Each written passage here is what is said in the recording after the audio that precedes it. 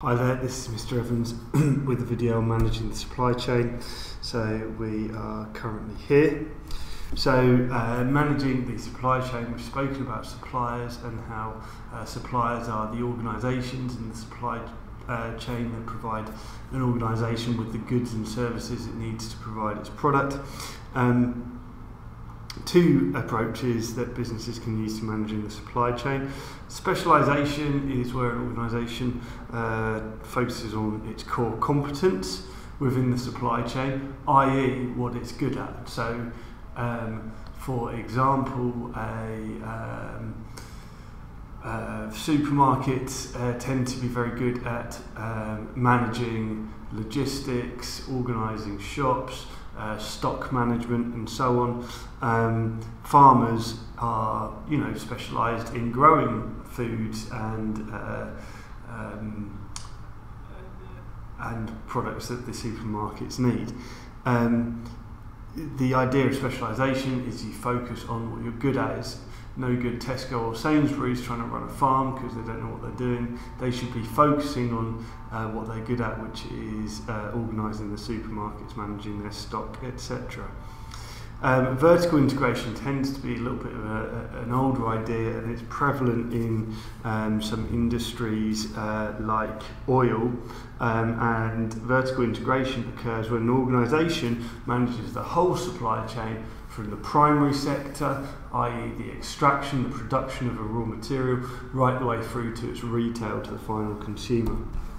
So let's just take petrol stations as an example. Let's say we've got an independent petrol station that can buy its fuel from whoever. Okay, well that petrol station may decide that it wants increased security of supply or whatever, so it would buy a oil refinery and manage the oil refinery so that they have security of supplies. Ultimately, of course, if we were going to go all the way back to the primary sector, we'd extract the oil, refine it ourselves and then sell it. So instead of specialising in just the retail of petrol, we would own the whole production line. So what's the sense of that? Well, obviously it should reduce the price of our raw materials. If we're selling the petrol to ourselves once it's been refined, we shouldn't need to add any markup, and therefore we should be able to produce at a lower rate. It takes at a lower cost. It will take a lot of the markups that the other stages in the supply chain add, it takes them out.